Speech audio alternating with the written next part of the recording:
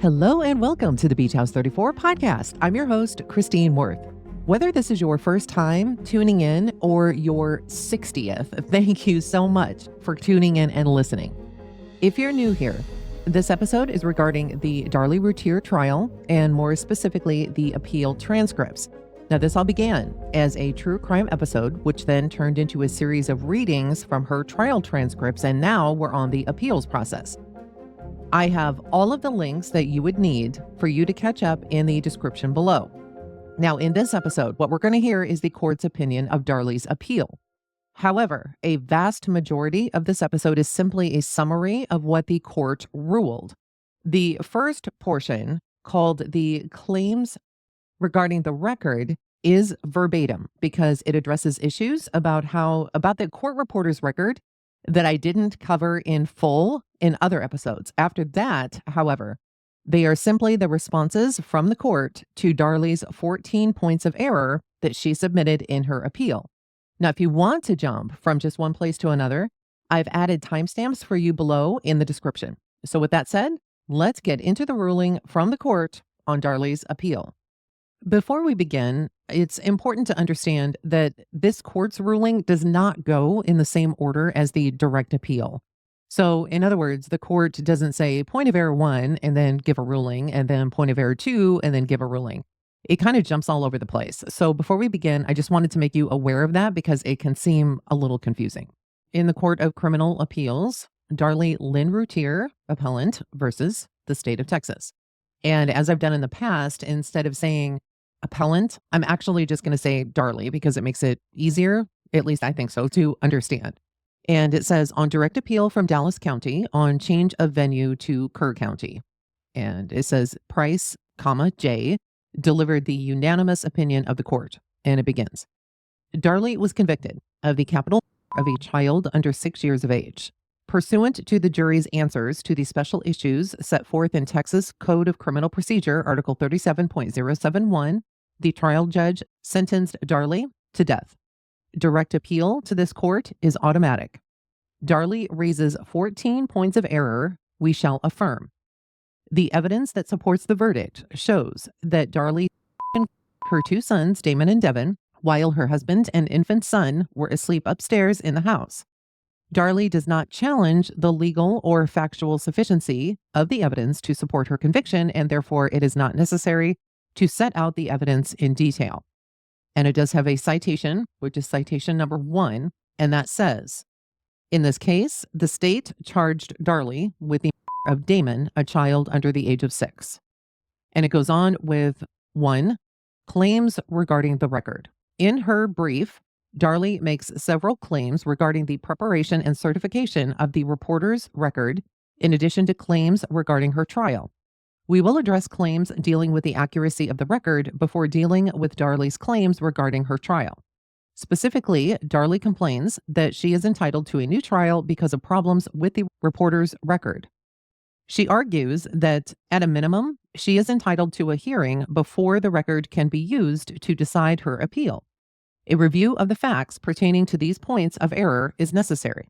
Darlie's trial took place in January 1997. The certified court reporter, Sandra Halsey, took stenographic notes during the trial. Halsey simultaneously typed notes of the proceedings onto paper strips, called notes, and onto computer edit discs, just referred to as discs, that automatically translated the stenographic symbols into English.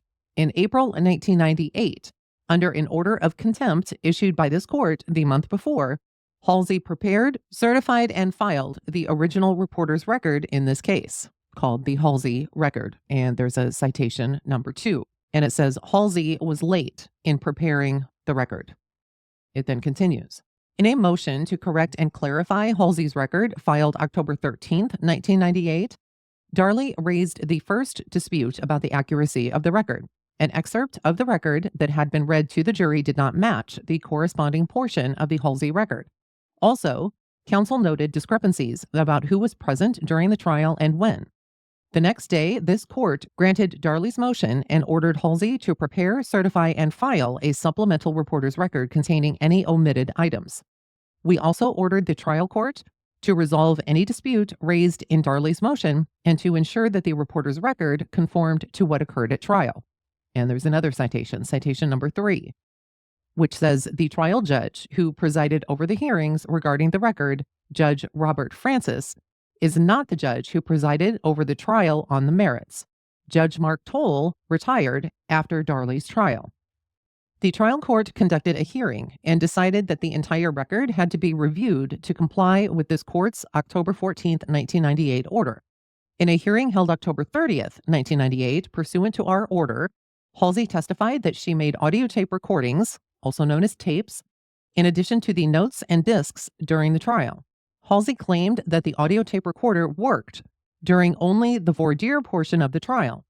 The trial court ordered Halsey to produce her notes, discs, and tapes from the trial. The trial court also ordered her to conduct a review of the record and make note of any problems she found or corrections she made. At a hearing held on November 4th, 1998, the trial court appointed 3 certified court reporters, Tommy Mullins, Judy Miller, and Jerry Calloway, also known as the experts, to perform a review and to compare the notes and discs to Halsey's record to determine whether Halsey's record could be certified. Although Halsey had told the trial court and the experts that she possessed no tapes from the guilt and punishment phases of the trial, on November 12, 1998, she told prosecutor Lindsay Roberts and Darlie's counsel, Stephen Cooper, that tapes from those phases of the trial did exist. According to a stipulation read into the record, she went with Roberts to retrieve the tapes from a storage facility in Plano. Halsey told Roberts that the tapes she produced were from the Routier trial. These tapes were produced during the hearing in the trial court on November 13, 1998. Darlie expressed concern about the authenticity of the tapes. The trial court received the tapes with the understanding that the question of their authenticity would be subject to further review. Also, during the hearing on November 13th, the experts testified that they performed their review by comparing a total of 12 random pages from 4 of the 10 volumes of Halsey's record of the trial with the corresponding notes and discs. On each of the 4 pages, the experts found several differences between what was in the notes and what was on the pages from the record. They concluded that the only way to account for so many differences between the notes and Halsey's record is that someone listened to tapes from the trial and made changes based on the tapes. And there's another citation, citation number 4. Miller testified, and this is at Halsey's trial. Miller testified that she heard Halsey's reason that the tape recorder did not work during Darlie's trial. The recorder required a battery in the external microphone.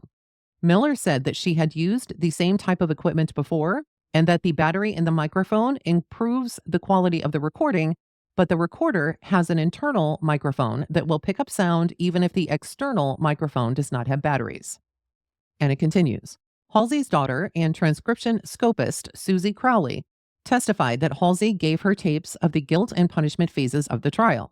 Crowley stated that she used the tapes to make permanent changes to the English translation of the original proceedings on the discs. She testified that the tapes presented by Roberts looked similar to the ones she had used and that they had labels on them that identified them as being from the Routier trial. Scopist Michelle Reynolds reviewed and edited the voir dire portion of the trial. And there is another citation, citation number 5, which says, a transcription scopist assists a court reporter in preparing the trial record. Testimony taken during the proceedings on the record indicated that the use of a scopist is a normal and necessary part of the process of producing a trial record. And then it continues. Halsey did not testify at the hearing on November 13th, 1998. The trial court appointed counsel for her. At the conclusion of the hearing, the trial court rescinded its prior order of October 30th, 1998, to have Halsey review her record and ordered her to cease any proceedings regarding the record. The trial court said it would appoint a certified reporter, agreeable to both the state and to Darlie, to review Halsey's record and determine whether it could be made to conform to what occurred at trial. On November 19th, 1998, the trial court appointed Susan Simmons, a certified court reporter for the United States District Court in Tyler, to perform a review of the guilt and punishment phases of the record, as well as the pre-trial hearings. The parties and the experts all agreed that Simmons was qualified and competent to perform the review. During the hearing, Darlie's counsel explained that he was not sure if it was legally permissible or even possible to certify the record. He reserved the right to offer evidence on this point at a later time. Halsey appeared with her attorney that day to comply with a subpoena ducis tecum requesting all materials regarding Darlie's trial. Her attorney turned over the notes and discs for the entire trial. Halsey refused to testify, however, and asserted her Fifth Amendment privilege. And there's another citation, citation number 6. The materials for the guilt and punishment phases were given to Simmons on November 20th, 1998. Francine Eichner was appointed to assist Simmons as a scopist on December 10th, 1998. On December 9th, 1998, Halsey's attorney produced 12 more tapes, which he claimed were additional tapes from the trial. Halsey was then relieved of her duties as the official court reporter in this case. The trial court ordered Halsey to continue to look for more tapes. On April 1st, 1999, the trial court conducted a hearing during which Simmons testified that she had revised the Halsey record of the guilt and punishment phases of Darlie's trial. Simmons submitted the revised record, also called Simmons' record, and her red-lined copy of the Halsey record that reflected all of the changes that she had made. Counsel for Darlie and the state were not permitted to question Simmons directly. And there's another citation, citation number 7. It says, Darlie's counsel had filed a motion to ask questions directly of Simmons, which was denied. It then continues. Before the hearing, the trial court provided to the parties the questions it would ask Simmons. The parties were permitted to submit written questions to the trial court, and the trial court read the questions that it concluded were relevant and not repetitive. The trial court instructed the parties not to object to questions during the testimony. They were directed to submit those objections before the next hearing. The trial court stated that it would also afford the parties an opportunity to submit a bill of exceptions. The parties were given a break during the testimony to submit further questions based on the testimony that had already been heard. Simmons testified about the standard procedures for preparing a record of proceedings. First, during the proceedings, the certified court reporter writes on a machine notes of what occurs. The notes include a list of the people who are present, the date of the proceedings, the name of the proceedings, the testimony taken, and the list of exhibits. The machine simultaneously prints the symbols onto the notes and records the symbols onto a disk or hard drive. The symbols on the notes cannot be read or deciphered by someone without some training as a court reporter or scopist. The notes are labeled with the date and subject matter. It is common for the court reporter to use an audio tape recorder as a backup. Generally, the recorder is connected to the microphones on the witness stand, the attorney's tables, and the judge's bench. Simmons testified that after the proceedings are over, the court reporter takes the disk to a computer and uses software to which the reporter's personal dictionary has been added. The dictionary in the software produces an English translation of the symbols. The computer produces a split screen on the monitor, which shows the symbols on one side and the English translation on the other side. The English translation will show some quote-unquote untranslates, which are symbols that the software does not recognize. After the reporter enters the correct word, the symbol for the word and its translation are added to the reporter's personal dictionary. According to Simmons' testimony, if the reporter uses a scopist, and most do, the translation is put on a duplicate disk, which is given to a scopist along with the backup tapes. The scopist performs the first edit. Ordinarily, the scopist loads the disk and listens to the tapes going line by line, checking for corrections and unrecognized words. Then, this edited version is saved on another disk to leave intact the original English translation that was produced at trial, and all the materials are returned to the reporter. And there's another citation, citation number 8. Crowley's testimony indicated that as Halsey's scopist, she edited on the original disks and recorded over the files created during the trial. And it continues. Simmons indicated that the reporter, after receiving the materials from the scopist, proofreads either the hard copy of the new translation or the on-screen copy while listening to the tapes. Then the reporter proofreads the record one more time, checks for spelling errors, and prints and certifies the record. Simmons testified about her work in Darlie's case. She explained that she followed the instructions in the trial court's order. The trial court had not ordered Simmons to certify the record. She was ordered to review the record from the guilt and punishment phases of the trial and to certify it if possible. She possessed the Halsey record, the discs, tapes, notes, and some handwritten notations by Halsey. She followed the procedure that is ordinarily employed when a court reporter is unable to produce the record because of either death or disability.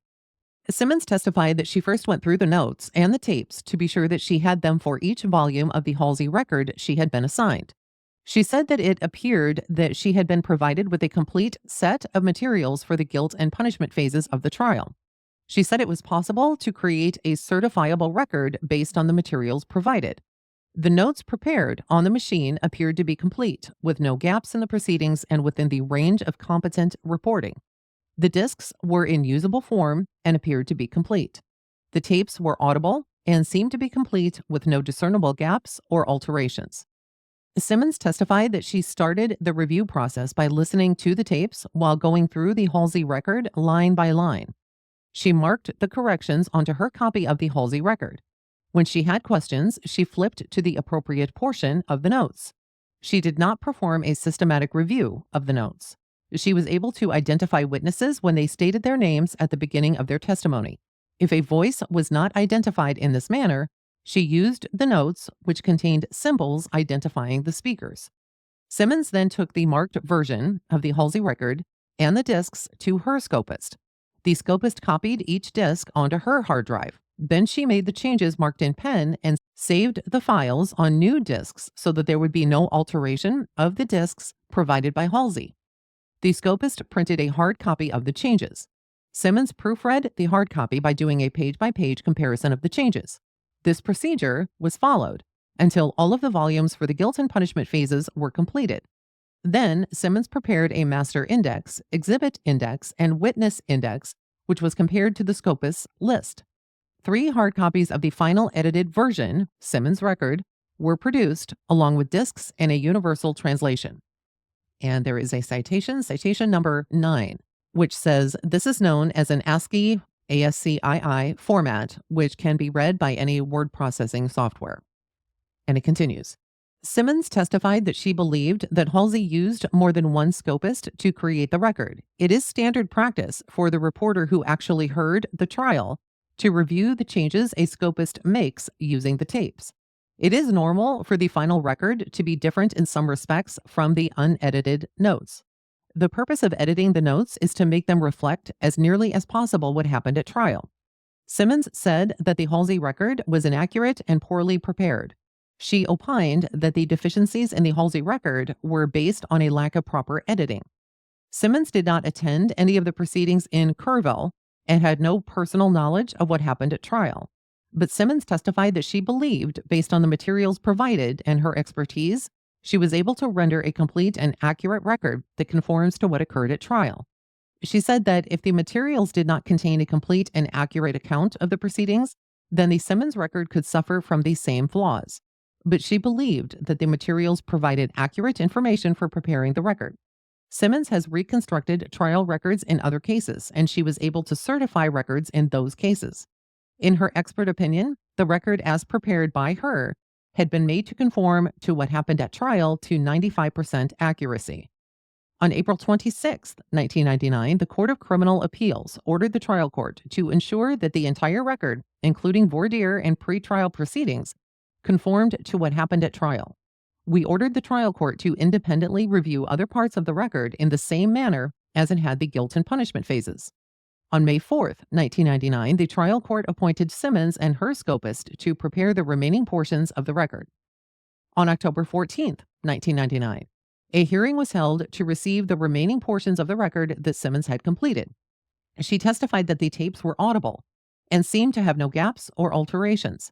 The discs for the volumes, other than volume 16, were usable, and the notes, although there were mistakes, could be used to the extent she needed them. She testified that, once again, she was able to certify that the record conformed to what occurred at trial. She testified that she used the same procedures used to complete the guilt and punishment phases of the record, with one exception. For volume 16, there was no disc. Therefore, Simmons proofread the hard copy of the Halsey record with the tapes and had her scopist retype the entire volume.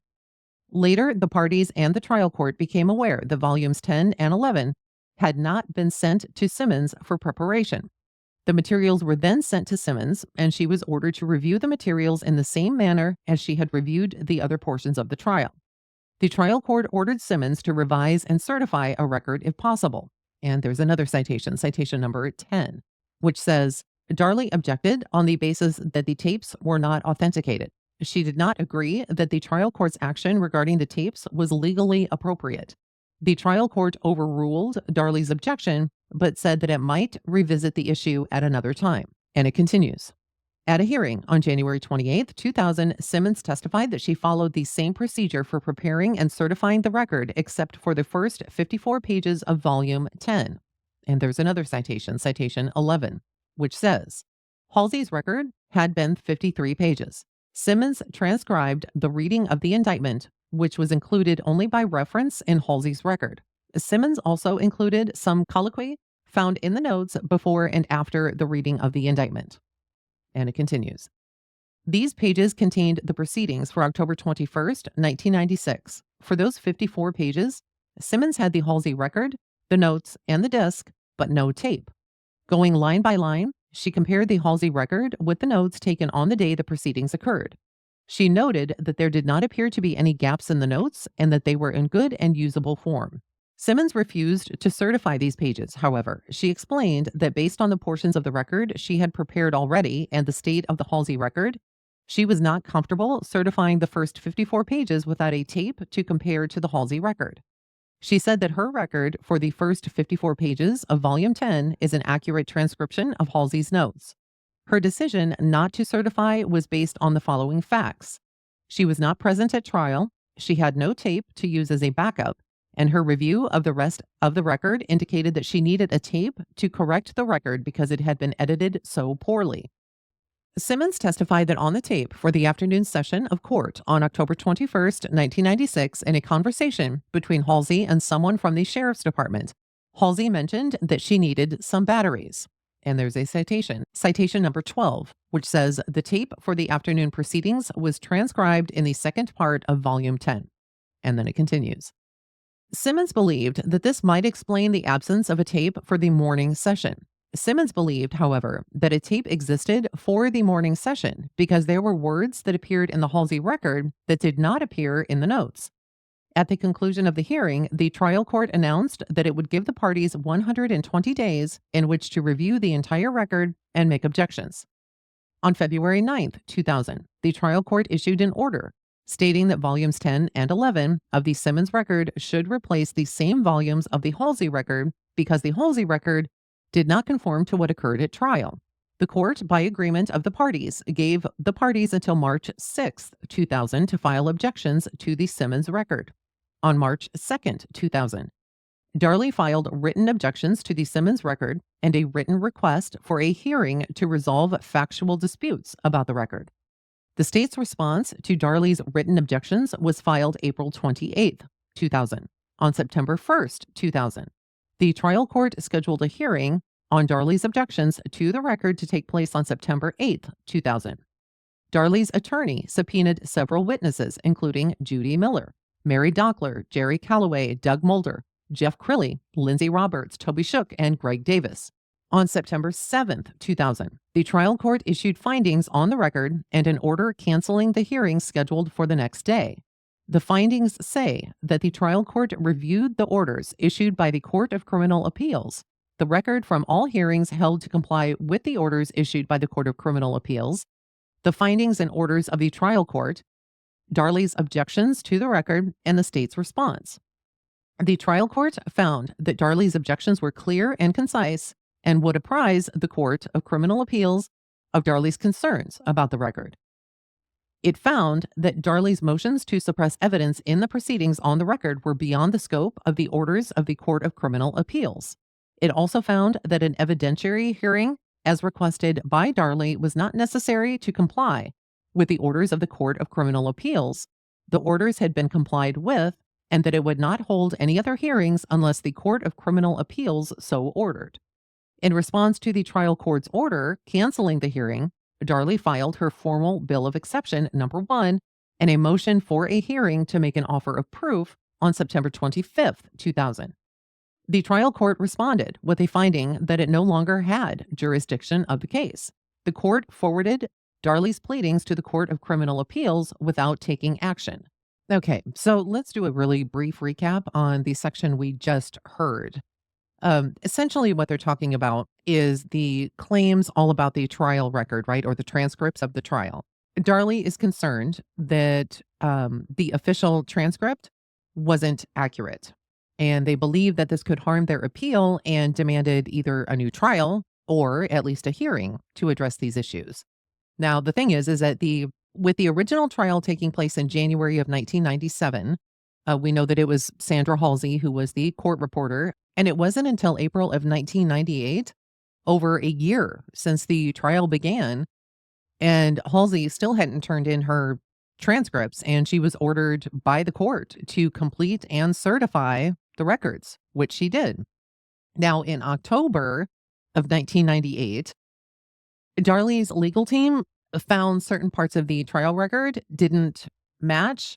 It raised some serious concerns about the record's accuracy. And so what the court did is they ordered Halsey to correct these problems and then submit another record.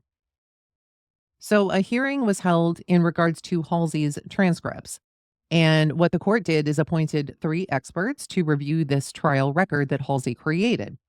And these experts, they found numerous discrepancies between Halsey's notes and the final record, suggesting that someone might have altered the transcript. Now, Halsey's daughter, who had helped with the transcription, testified that she, in fact, did use tapes to make corrections to the trial record. But Halsey refused to testify about some of these matters. She invoked her Fifth Amendment rights. This is a trial that happened, or a hearing, I don't know what you want to call it, but it happened sometime in between this appeal process and the end of Darlie's trial. And I did not cover that. I just felt it was probably pretty redundant. And so I just didn't do that. But nonetheless, there was this entire trial.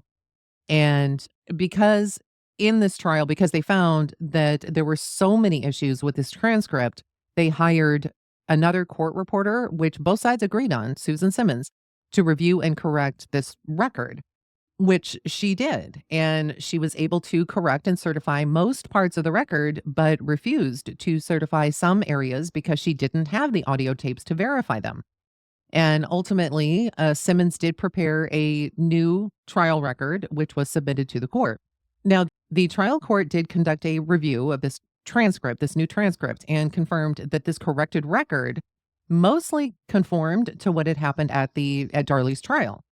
Despite Darlie's objections, the court determined that further hearings were not necessary, and instead what they did, or they couldn't handle them. So instead what they did is they forwarded the case to the Court of Criminal Appeals for their consideration.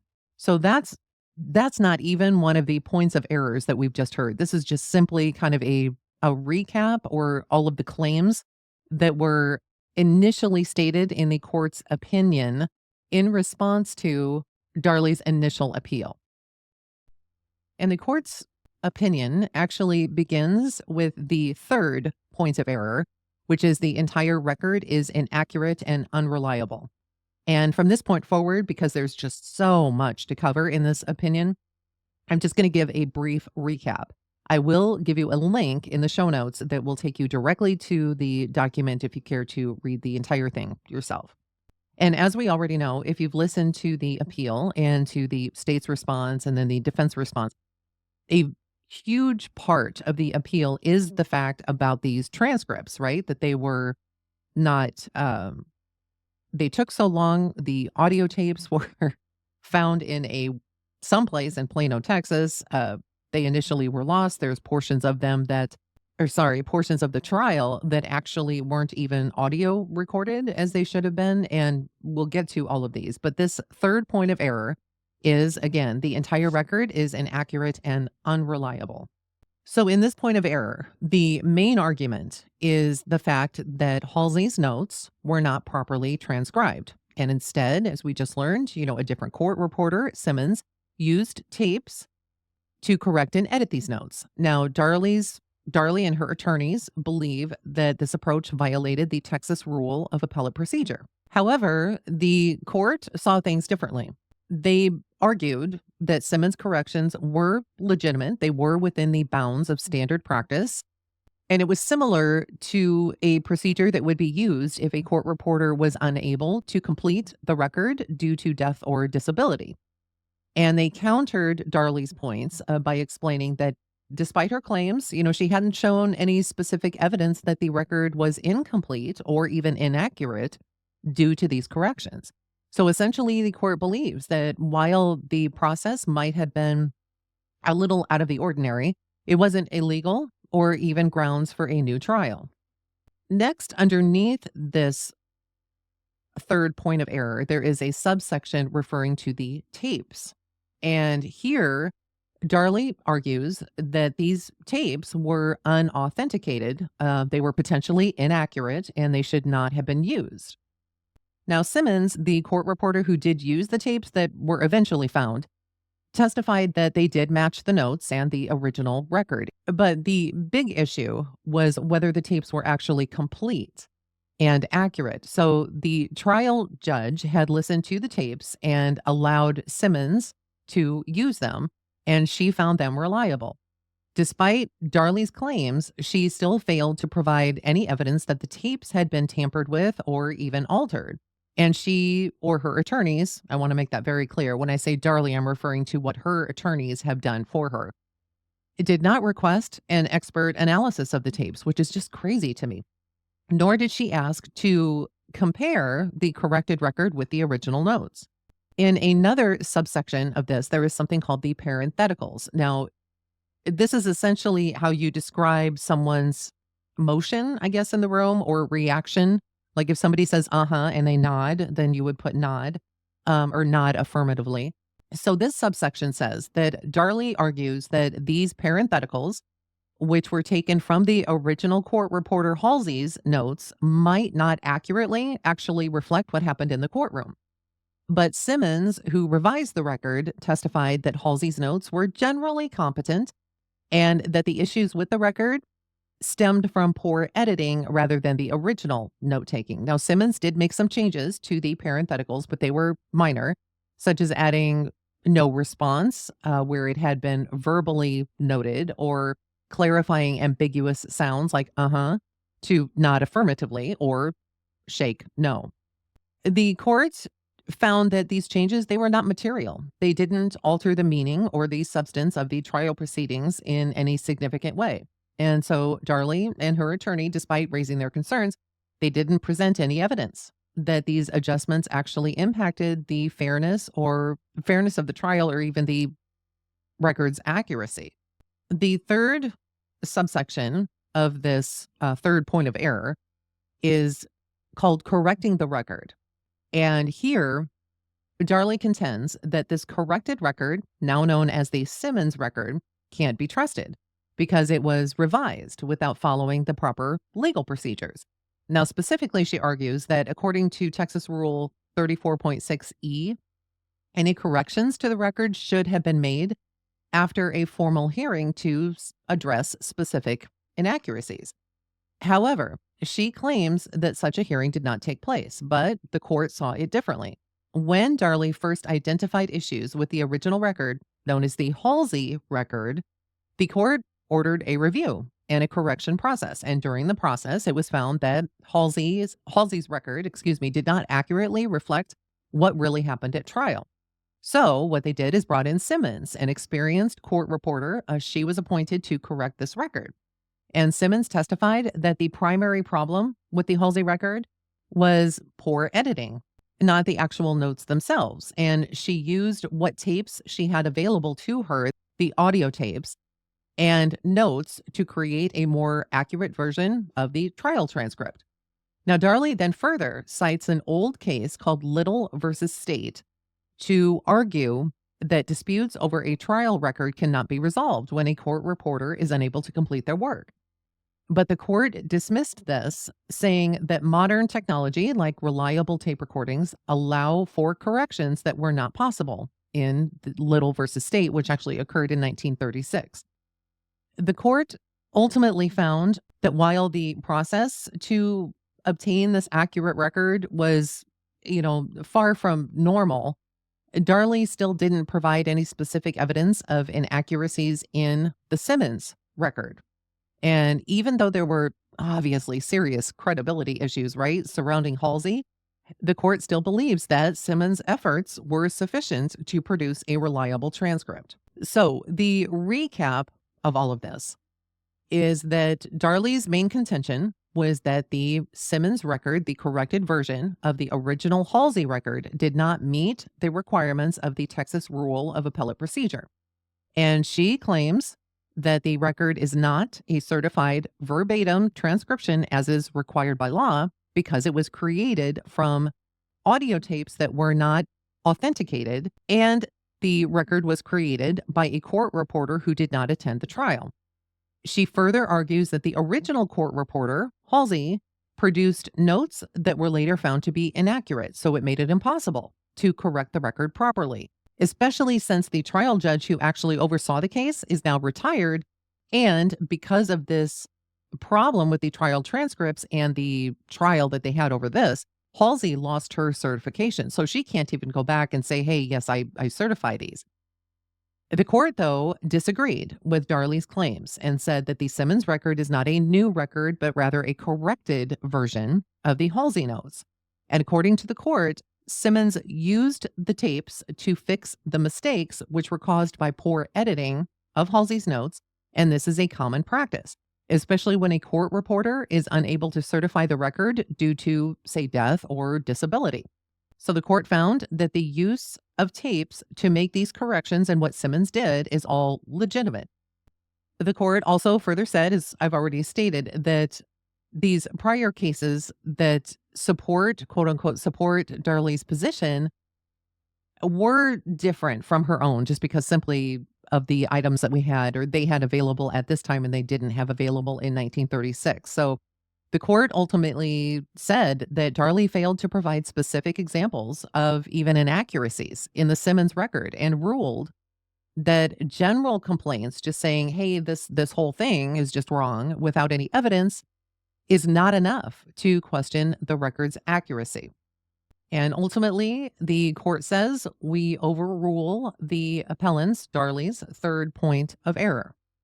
So next we move on to the second point of error, which is a significant portion of the record has been lost or destroyed.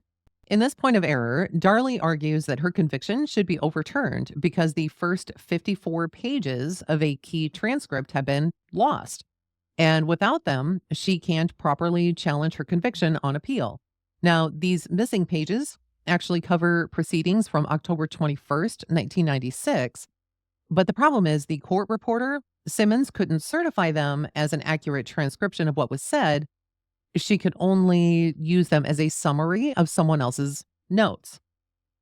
So why does this matter? Well, Darlie's appeal hinges on these lost pages because she claims that the missing transcript is crucial for a couple of reasons. And the first one is to prove that her trial counsel had a conflict of interest. And second, because the jury may have received incorrect instructions during jury selection. But here's the thing.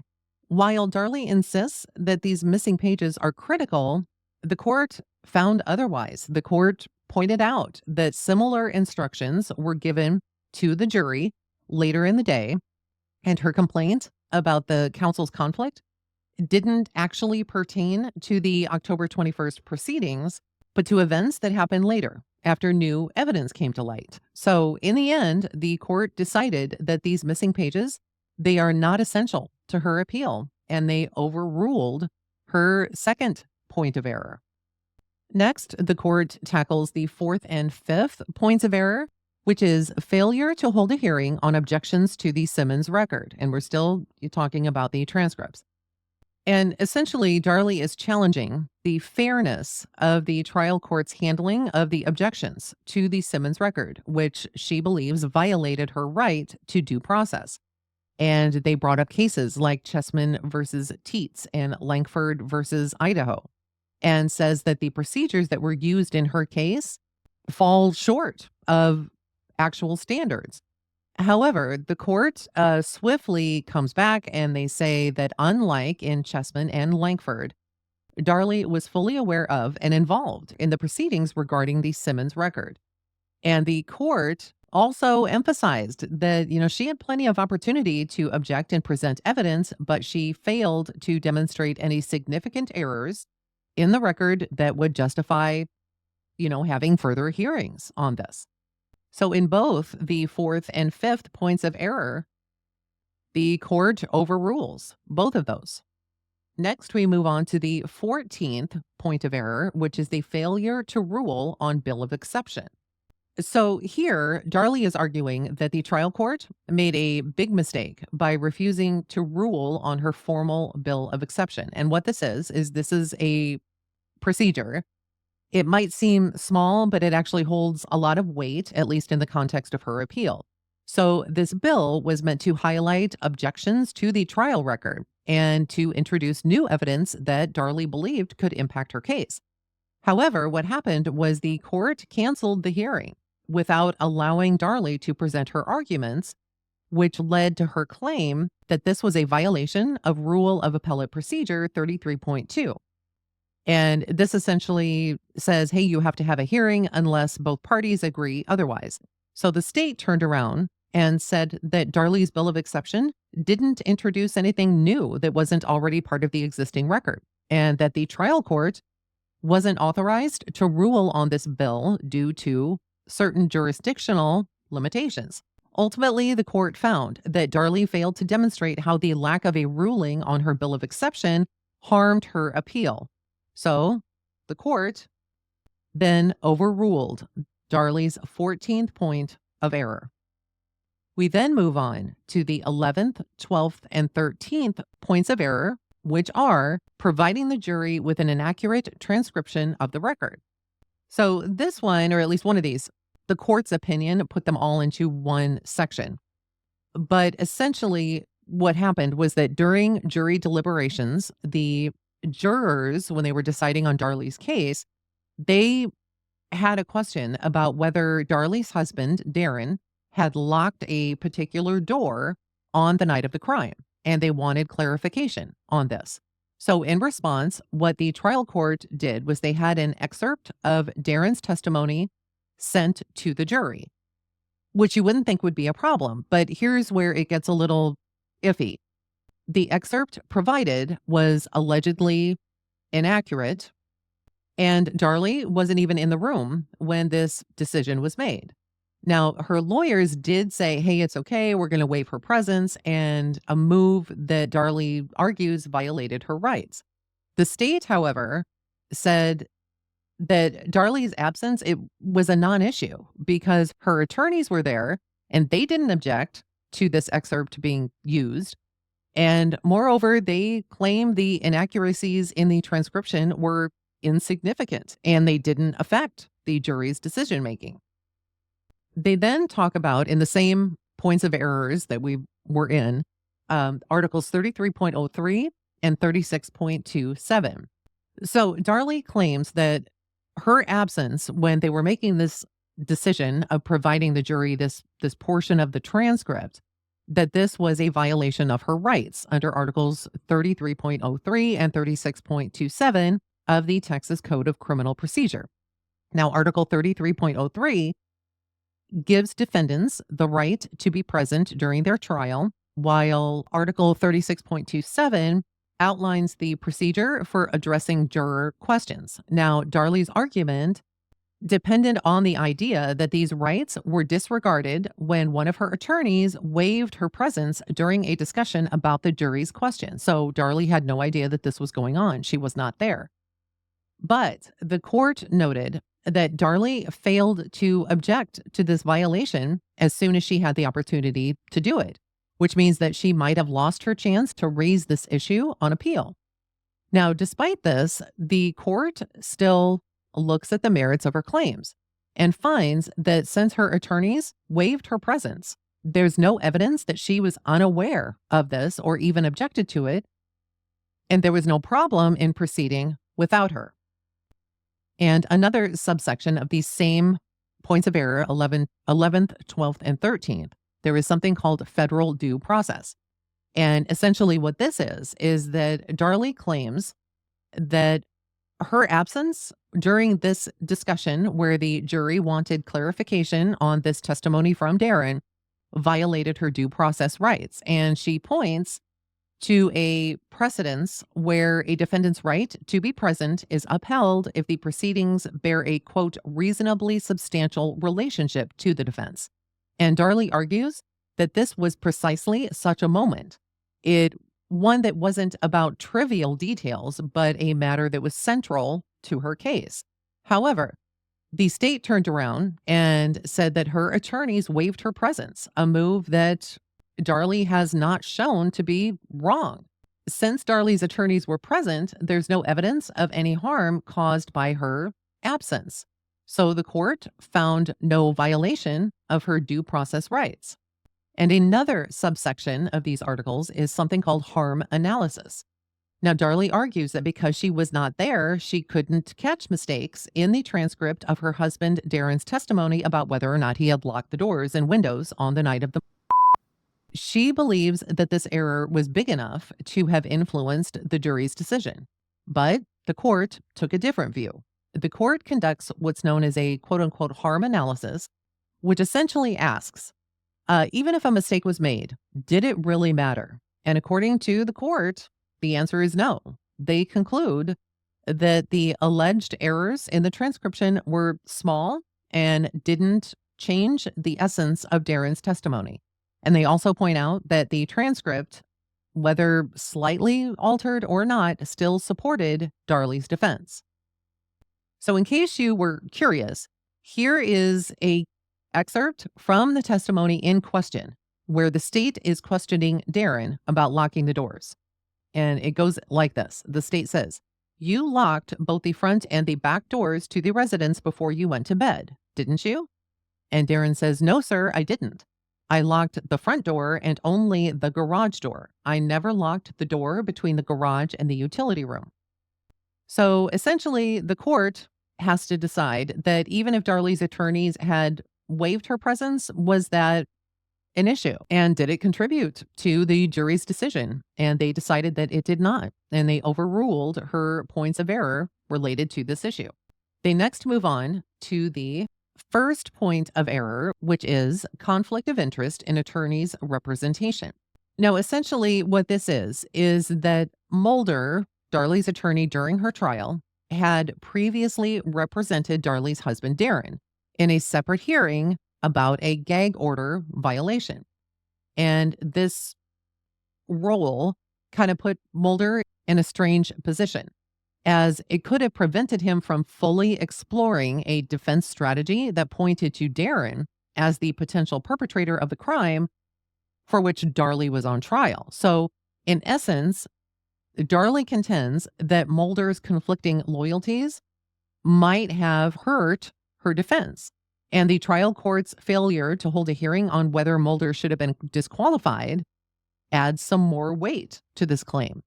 And there's a few subsections underneath this. One is the facts, which says in September of 1996, the state filed a motion to discharge Darlie's appointed attorneys because Mulder had informed the trial court on September 12th, just a few days earlier, 1996, that he had been retained to represent Darlie.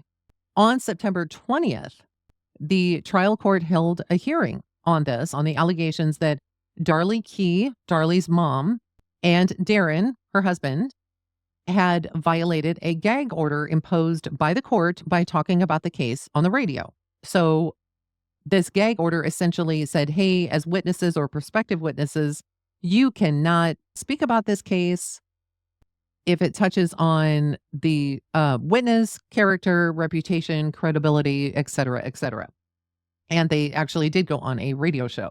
So if you recall, in the past episodes, Mulder, the day of jury selection, Darlie said that she wanted Mulder to then lead her defense and even waived any potential conflicts of interest arising from the involvement with her mother. However, the state, kind of skeptical of this, filed a motion weeks later On September 19th, 1996, the state filed a motion to discharge Darlie's appointed attorneys because Mulder had informed the trial court on September 12th, 1996, that he had been retained to represent Darlie.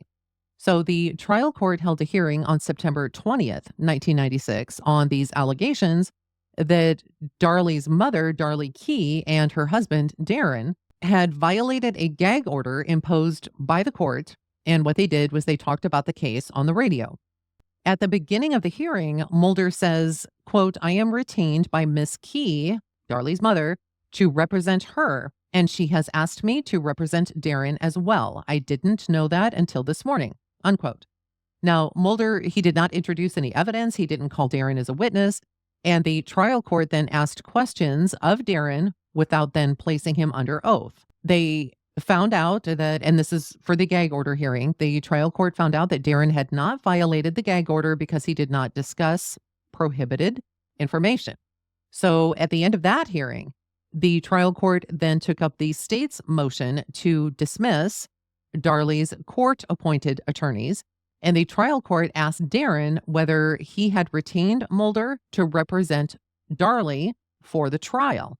And Darren replied that he had not, and he was not aware of any arrangements to have Mulder represent Darlie. So the court then asked Mulder if he had been retained to represent Darlie. And he explained that he had been retained by Darlie Key to assist the appellant's court-appointed attorneys. And the trial court said that Mulder could consult with Darlie Key and Darlie's attorneys if they wished, and that he could be present in the courtroom during the proceedings. But the thing is that the trial court also explained that Mulder was not counsel of record, and he could not question witnesses or make any objections or motions. There was this short recess, after which the trial court explained to Mulder that if he wanted to become counsel of record, he would be required to file a formal motion for substitution of counsel. So he did do this, and he filed this motion to not only substitute himself and 3 other attorneys for Darlie's counsel. So on October 21st, 1996, the first day of jury selection, the trial court held a hearing on the motion. And the uncertified record for the proceedings indicates that Mulder and 3 other attorneys, they had been retained by Darlie's family to represent her at the trial. And Mulder was asked, "Hey, are you going to be able to start the trial right away?" And he said that he was ready to start without any issues. The trial court then asked Darlie who she wanted to be her attorney, and she said that she wanted Mulder to represent her at the trial. So the trial court then asked Darlie if she waived any potential conflict regarding Mulder's representation of Darlie Key, so Darlie's own mother. And Darlie responded that there was no conflict. The trial court then granted the motion for substitution of counsel without mentioning Mulder's representation of Darren. So on November 12th, 1996, the state filed a motion to determine whether or not Mulder had a conflict of interest regarding his representation of Darren. The state's motion stated that Mulder knew when he was substituted as counsel for Darlie that the state disbelieved Darlie's claim that the were committed by an unknown intruder. Mulder also knew that Darren was the only other adult in the house that night, and that the state was continuing its investigation. So the state then explained that, quote, "Recent analysis of physical evidence suggested that Darren Routier may have participated with Darlie in the crime or cover-up of the crime," unquote. And it requested that the trial court hold a hearing to determine whether, 1, there was a conflict for Mulder, and 2, that Darlie would waive any potential conflict, and 3, that Darren would waive any potential conflict. The recent analysis of which the state spoke in its motion included a white tube sock found in the alley behind the Routier's home, on which was found the blood of both children, a faint trace of Darlie's DNA, and fibers from Darren's sneakers.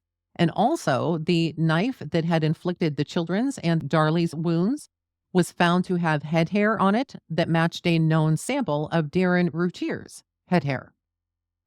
So at this point, the trial court believed that any conflicts had already been waived by Darlie and Darren, and it deferred holding a hearing on this matter until jury selection was complete. As things moved forward, the tension between the defense and the prosecution obviously was more intense, with the court ultimately reaffirming that the conflicts had been waived based on previous statements from Darlie and Darren. And then it moves on to the analysis, and we're still under the first point of error. And essentially it says that Darlie argues that Doug Mulder's previous representation of Darlie's husband, Darren, a key suspect in the case, created a conflict of interest that prevented Mulder from effectively shifting suspicion away from Darlie and onto Darren. And the claim is that this conflict was so significant that it warranted a reversal of the trial's outcome, especially since the trial judge did not hold a hearing to address the issue. On the other side, the state says that there was no real conflict because Mulder's representation of Darren was very limited and that Darlie was also represented by 3 other attorneys. And they argue that the trial record doesn't show any actual conflict of interest that the court should have been concerned about. So here's where it gets a little, in the legal weeds, so to say.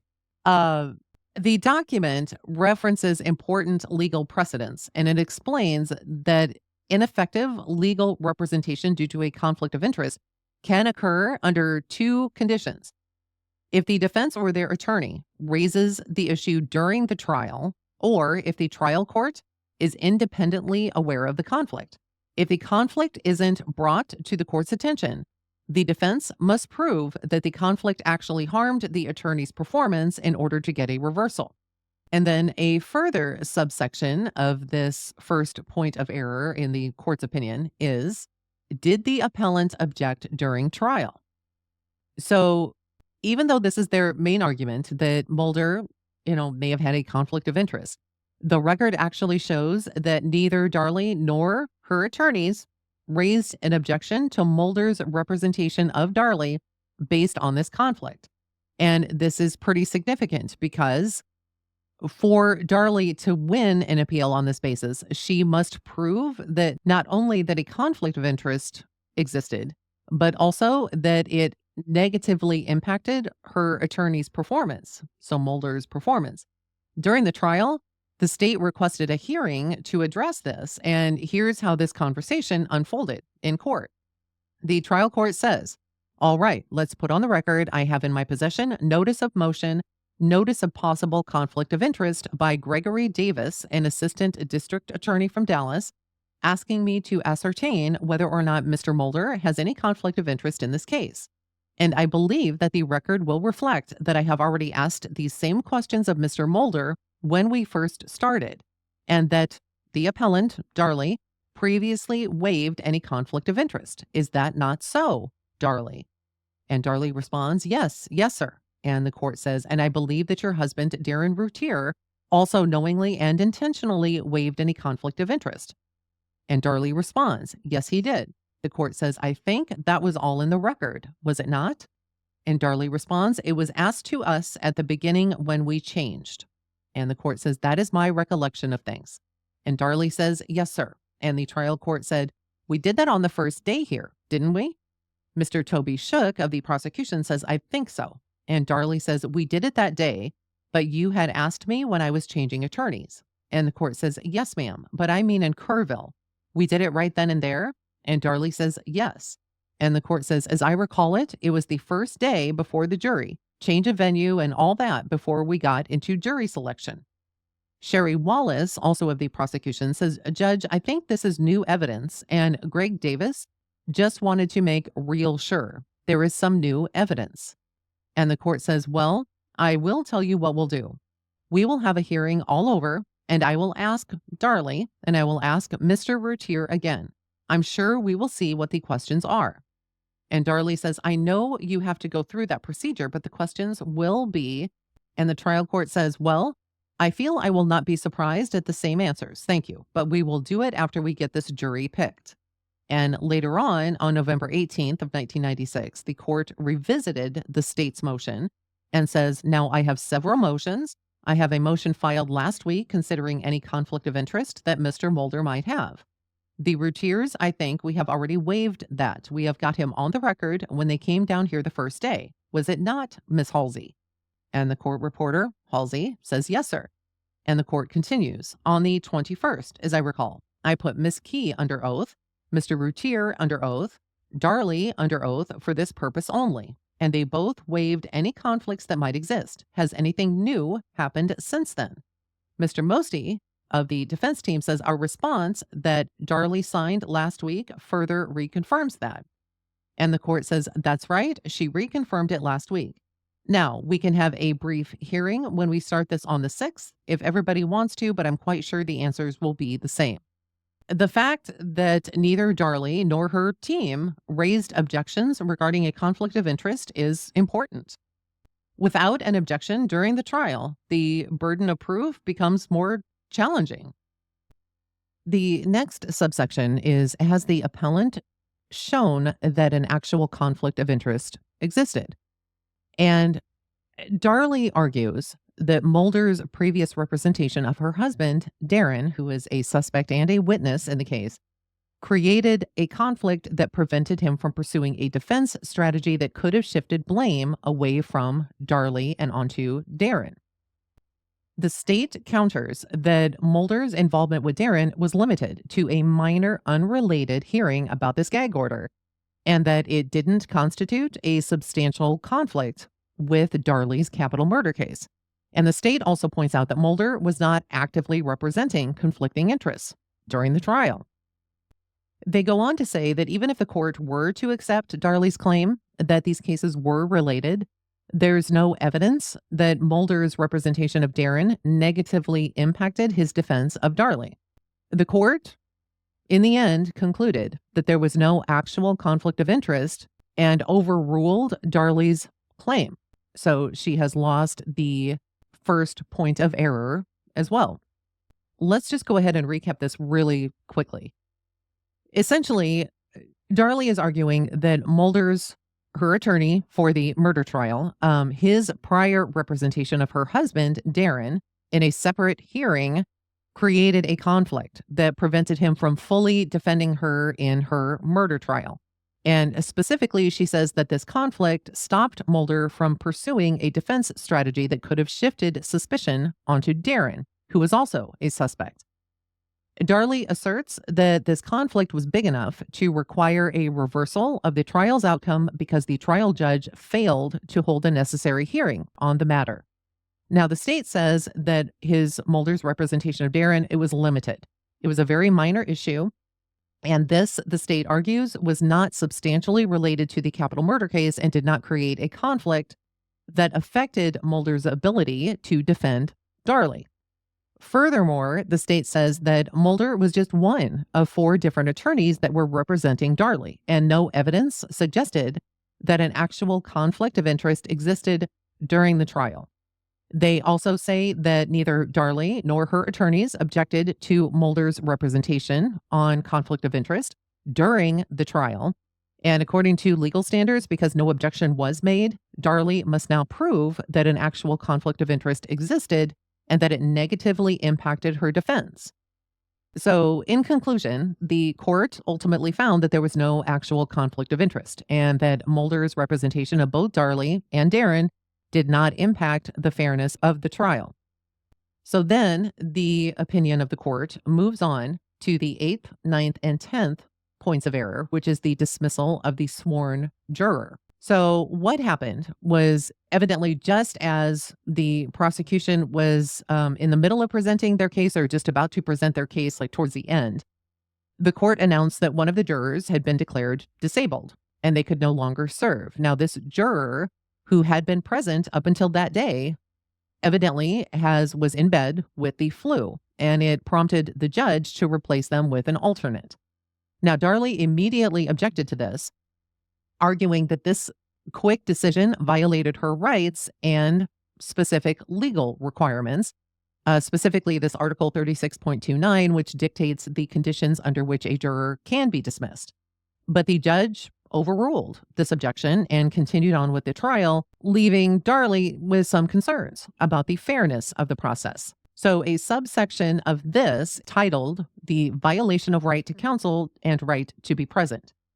So essentially, Darlie claims that the court violated her Sixth Amendment right to counsel and her right to be present during this stage of her trial by engaging in an unrecorded ex parte communication about the discharged juror's disability when her lawyer was not present. Darlie also claimed that her rights were preserved without objection because the state failed to show a valid waiver of those rights.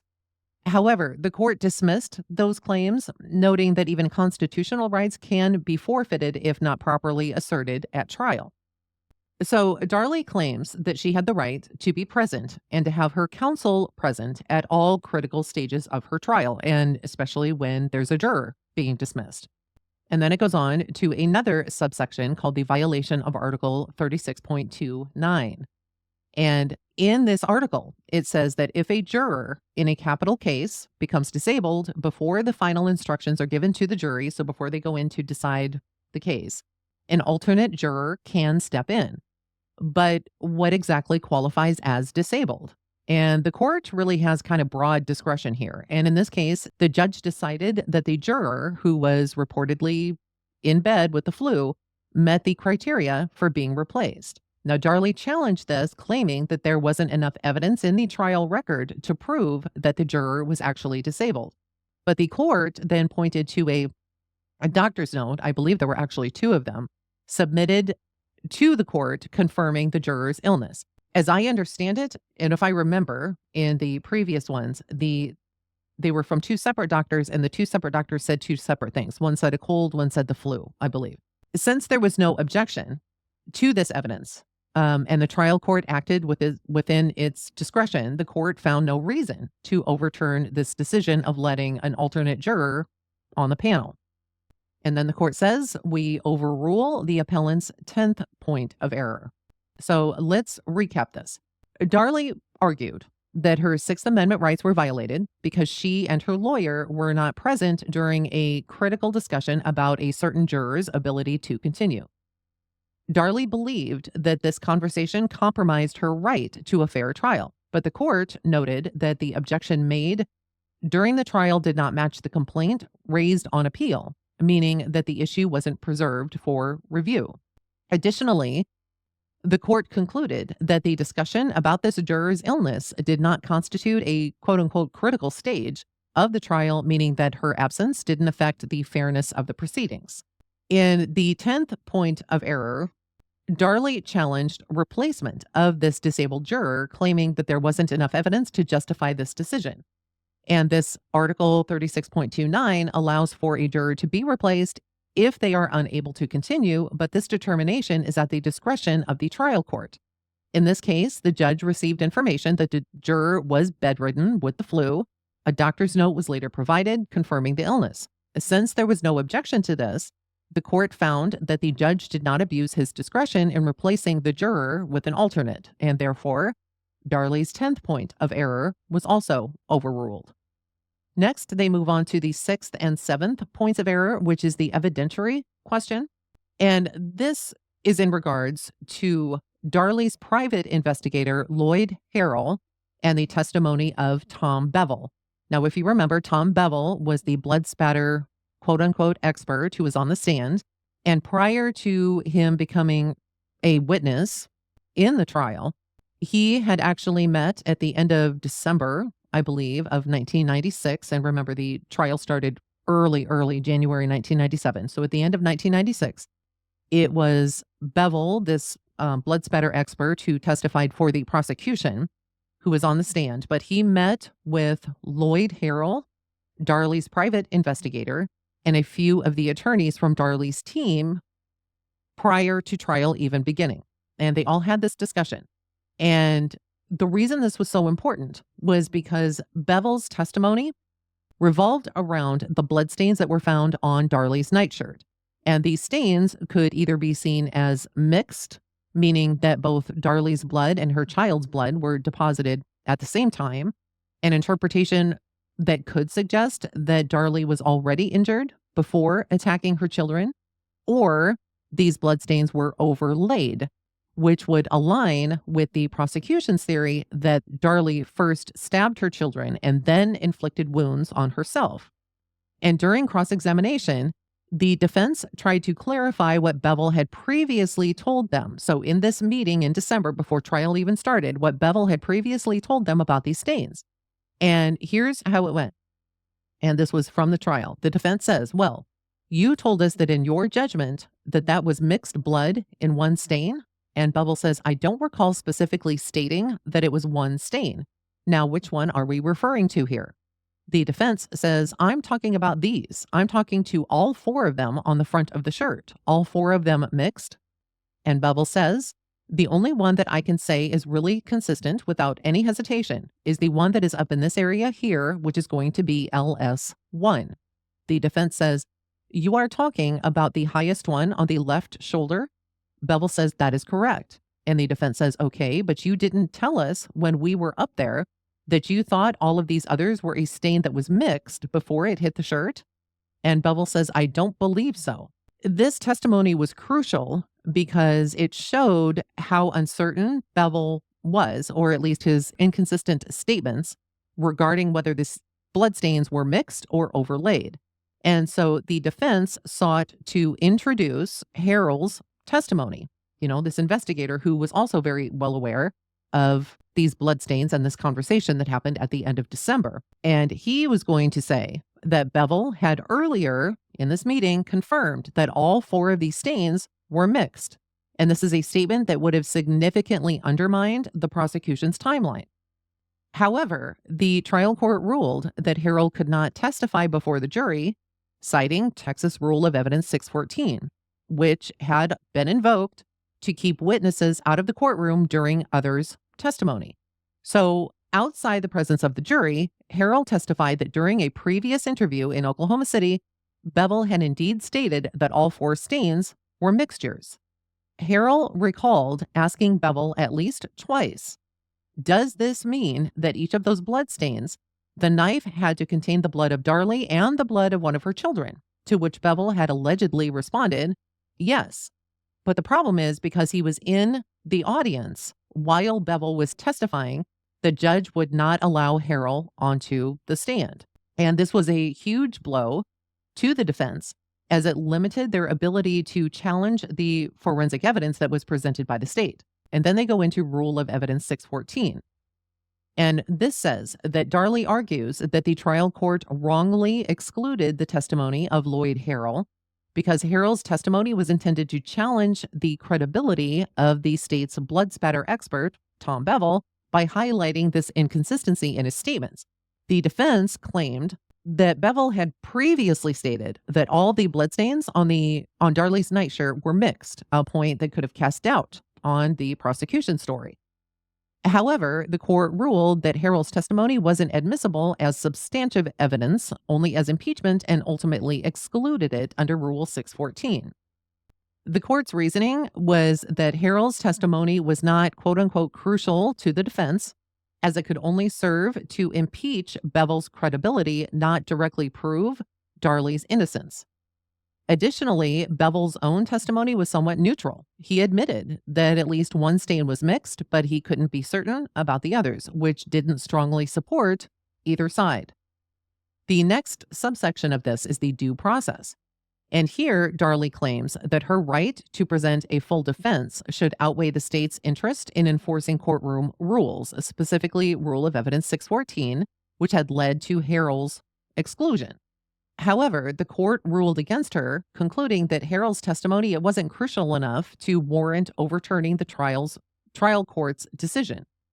And ultimately, the court overruled Darlie's claims, affirming the trial court's judgment and sentence, and left Darlie with no grounds for appeal on this issue. None of the points of error that Darlie's attorney had submitted for a possible appeal were allowed. They were all overruled. This happened on May 21st of 2003. So what does she do next? Well, their one option is to do the writ of habeas corpus. And I know that I've mentioned this in earlier episodes, but essentially a writ of habeas corpus is just a way for someone who's already in prison to say to a court, hey, I really shouldn't be here. Can you check and see if this is legal? And It allows prisoners to challenge why they are being held. The court then decides if the reasons for keeping the person in prison are legally valid. And if they aren't, the court can then order the person to be released or given a new trial. Now, affidavits in a writ of habeas corpus are like written statements that say, here's why we think this person should get out of prison or get a new trial. Now, before I get too far ahead of myself, the next episode will be the actual writ of habeas corpus. It's quite long. It'll probably run a couple of episodes. And then after that, we will get into the separate writ of habeas corpus affidavits, which could be, there are various people and names that you may recognize and others you may not. But essentially, it could be someone saying, I saw something that shows that Darlie might be innocent. It could be someone else saying that the evidence used in the trial was wrong, and here's why. It could be a witness that changed their story from what they had said at the trial. It could be someone explaining how Darlie's lawyer messed up during the trial.